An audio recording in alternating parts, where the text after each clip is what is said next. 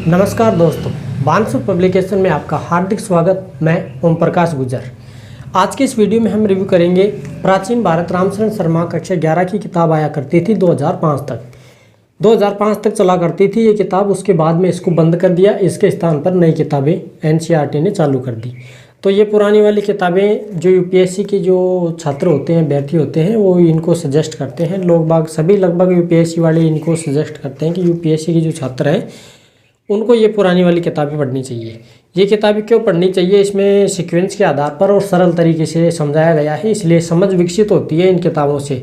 आपकी किताबें ऐसे उठपटांग लिखी गई हैं, कौन सा टॉपिक कहाँ उठा दिया गया, बीच बीच में है ना, ऐसे समझ में नहीं आता है थोड़ा सा, इसलिए वो लोगों को क्या है कि थोड़ी कठिन लगती हैं। तो इन किताबों को सजेस्ट किया जाता है कि ये किताबें बहुत ही अच्छी किताबें हैं। तो कोई बात नहीं, खैर अपने लिए तो सभी किताबें ठीक ठाक हैं। और मैंने तो जो है स्कूलों में पढ़ा दिया 12वीं तक की, कोई दिक्कत नहीं आई मेरे को। तो नई किताबों में भी ना पुरानी किताबों में मेरे को इनमें दिक्कत आ रही है, ना राजस्थान बोर्ड की किताबों में मेरे को कोई दिक्कत आई थी। मैं तो ऐसे देख लिया करता था कि एक बार क्या है क्या नहीं है, फिर उसको नोट्स रूप में ऐसे पढ़ा दिया करता था। चलो खैर उसको छोड़ो। आज हम इस किताब का रिव्यू करने वाले हैं और इस किताब में क्या कुछ दिया गया है। और एक किताब और आती है रामशरण शर्मा की स्टैंडर्ड लेवल की, अगली वीडियो इन दोनों के कंपैरिजन की वीडियो बनाऊंगा मैं, है ना। फिलहाल तो इस किताब के बारे में आप देख लीजिए कि इसके अंदर कितने पेज दिए गए हैं। और ये पेज तो हैं ही हैं, पेजों की क्वालिटी क्या होने वाली है, कितने रुपए की आती है, कौन सा पब्लिकेशन चल रहा है, ये पुनर्मुद्रण चल रहा है। पब्लिकेशन तो क्या चल रहा है, एनसीईआरटी है पब्लिकेशन, 10वां पुनर्मुद्रण है, 10वीं बार इसको पुनर्मुद्रित किया गया है इस किताब को, है ना। तो पीछे का जो पृष्ठ देखना चाहिए, आप कवर देखना चाहिए तो देख सकते हैं। आगे का जो इसका कवर है ये कुछ इस प्रकार से है। मोटाई देखना चाहिए तो आप मोटाई भी देख सकते हैं। फिलहाल मैं आपको किताब के ऊपर कर रहा हूँ, इसको किताब को देखना आप, है ना। देखिए ये वो किताब है प्राचीन भारत कक्षा 11 की, रामशरण शर्मा की। लेखक रामशरण शर्मा, हिंदी अनुवाद किया है इसका गुणाकर मूल्य ने, एनसीईआरटी निकाला करता था पहले। मैं आपको इसको प्रथम संस्करण अगर दिखाऊं तो 1990 का प्रथम संस्करण दिया गया है, देखिए। और पुनर्मुद्रण 10वां है 2003 में, 5 तक चली थी वैसे ये, है ना। तो ये वो किताब है। और मैं आपको पेज क्वालिटी की अगर बात करें तो अभी दिखाता हूँ मैं आपको पेज क्वालिटी। इससे पहले मैं आपको इसकी विषय सूची दिखा देता हूँ। विषय सूची प्राचीन भारतीय इतिहास का महत्व से शुरू किया गया है और इसमें लगभग 28 चैप्टर हैं, 29 चैप्टर हैं, सॉरी, है ना। देखिए विषय सूची, आप पॉज करके आराम से देख लेना।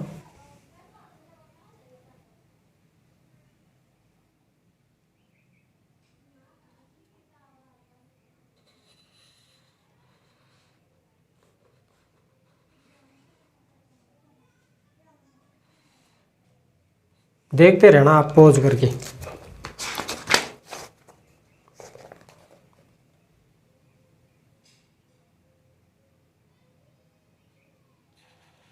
वीडियो को रोक करके आराम से देख लेना, कोई दिक्कत वाली बात नहीं है।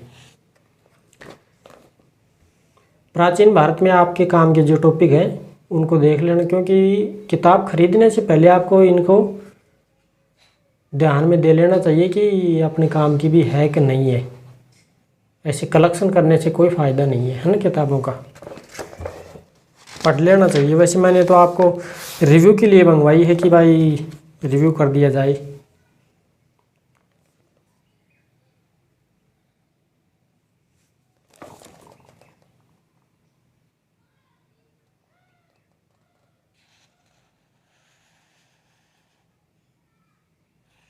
ये है चित्रों की सूची दिखाऊं। चित्रों की सूची कुछ इस प्रकार से दी गई है। इसमें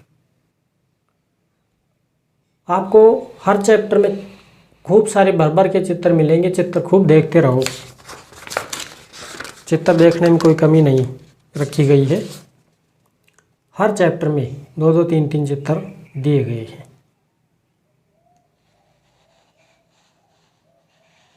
कई चैप्टर तो ऐसे हैं कि भर भर के चित्र हैं, 10-10 चित्र हैं, 20-20 चित्र हैं।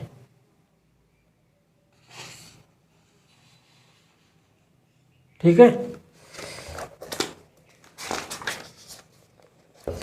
तो किताब का कुछ पहला अध्याय ऐसा है।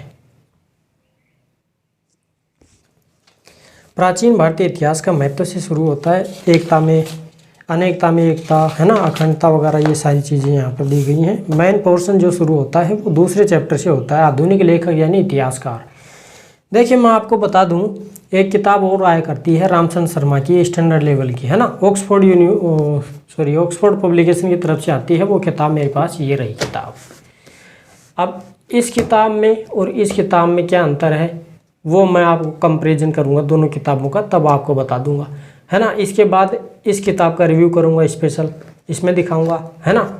उसके बाद फिर दोनों किताबों का, इसका और इसका, दोनों को कंपैरिजन करके बताऊंगा कि कौन सी किताब बेस्ट रहेगी या फिर कमी कौन सी किताब में है ना। इन सभी बातों की हम चर्चा करने वाले हैं। फिलहाल आप इस किताब को देखते रहिए। ये हैं आधुनिक लेखक दिए गए हैं और इसमें जो इतिहासकार हैं वो सारी यहाँ पर मैन जो हैं वो सारी दिए गए हैं।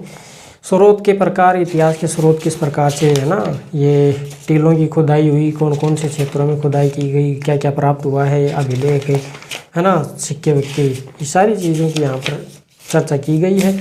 और तो और मैं आपको बता दूँ, रेट की अगर बात करें, रेट की, तो देखिए यहाँ पर ऐसी कोई रेट नहीं दी गई है ना। रेट बिल्कुल भी ना तो आगे ना पीछे, कहीं पे भी कोई रेट नहीं दी गई है।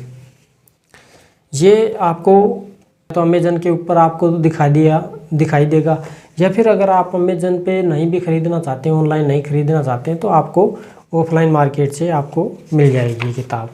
ऐसी की ऐसी किताब लेनी है। अब मैं आपको बताऊंगा, अगर आपके पास वो वाली किताब है तो आपको इसको ख़रीदने की कोई ज़रूरत नहीं है। अगर ये वाली किताब है ना, ये तो फिर इसको मत ख़रीदना, इस वाली को मत ख़रीदना आप, वो है तो। अब मैं आपको बताता हूँ कि इसमें जो पेज क्वालिटी है, ये पेज क्वालिटी बहुत शानदार पेज क्वालिटी है, इसकी तुलना में कम है। वैसे बहुत शानदार है, आप आराम से पढ़ सकते हैं। पेज को 2 पोर्शन में बांटा गया है कुछ इस प्रकार से। और मैं अब स्पेशल एक चैप्टर का आपके रिव्यू कर देता हूँ। चित्र भी बहुत शानदार तरीके से समझाए गए हैं।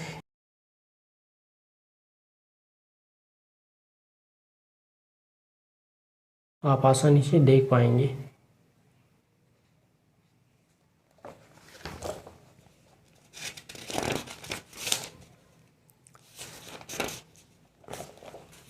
ये देखिए, तांबा, लोहा और सोने का संबंधित।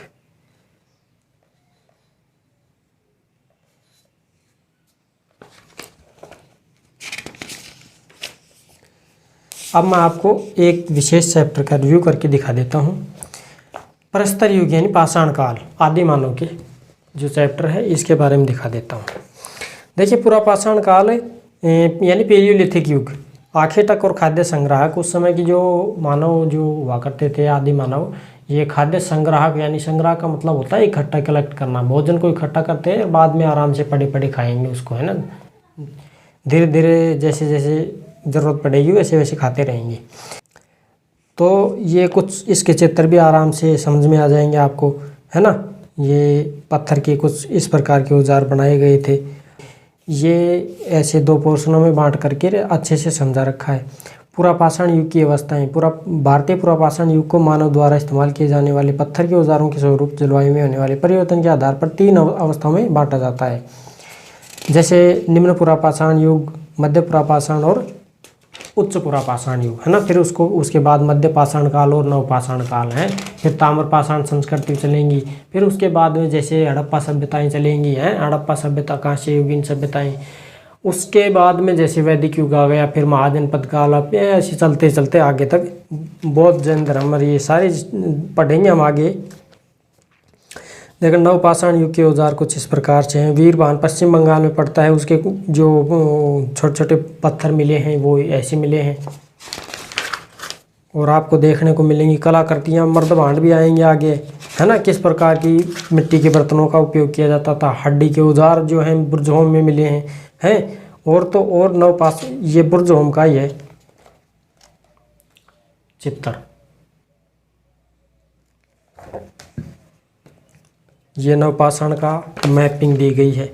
मैपिंग आप आराम से देख पाएंगे। वैसे तो ये शायद कैमरे में पता नहीं आपको दिखाई दे भी कि नहीं भी दे।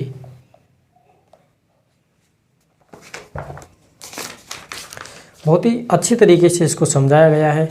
हैं ये 9000 ईसा पूर्व से 3000 ईसा पूर्व के बीच अवधि पश्चिम एशिया में भारी तकनीकी प्रगति हुई, क्योंकि इसी अवधि में लोगों ने खेती, बुनाई, कुंभकारी, भवन निर्माण, पशुपालन, मतलब ये सभ्यता का विकास हो गया, कहने का मतलब था ये है। इसके बाद में फिर आपका जो चैप्टर चलता है इस किताब का, ताम्रपाषाण कृषि संस्कृति, यानी कृषि और पशुपालन की शुरुआत होती होती धीरे धीरे सिंधु घाटी सभ्यता की ओर बढ़ जाते हैं। तो कुछ इस प्रकार से किताब दी गई है। आप खरीदना चाहें तो ऑफलाइन मार्केट से ही आपको फ़ायदा मिलेगा, वरना आप ऑनलाइन खरीदेंगे तो कोई बात नहीं, ऑनलाइन लिंक मैं दे दूंगा आपको, डिस्क्रिप्शन में मिल जाएगी लिंक आपको, है ना।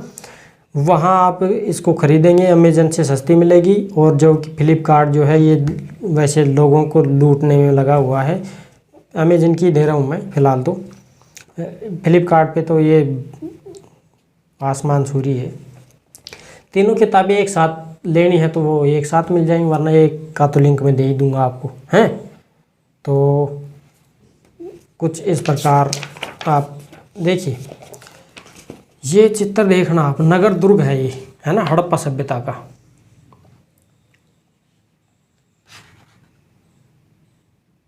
ये पुराना नदी तल है, दाहिने कोठार ऊपर दिया गया है उधर। फिर ये देखिए हड़प्पा का नगर दुर्ग, क्या शानदार किताब में चित्र दिया गया है।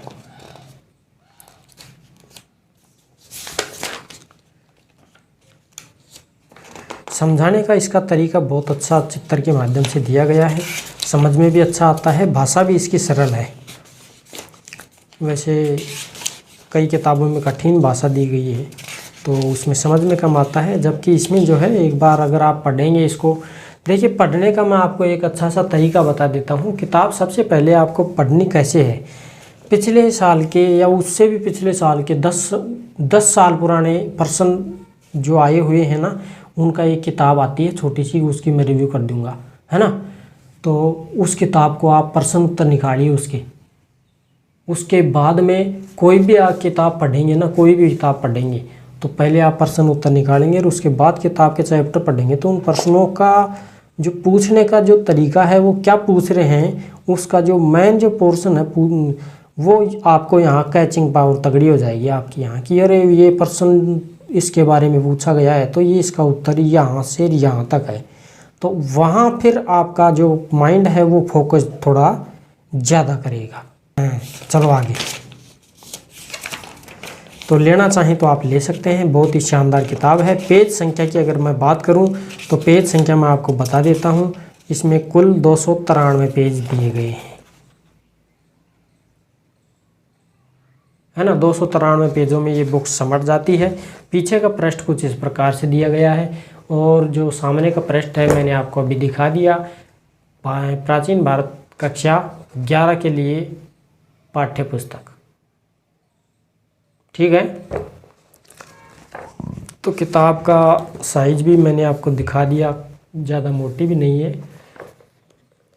बारीक सी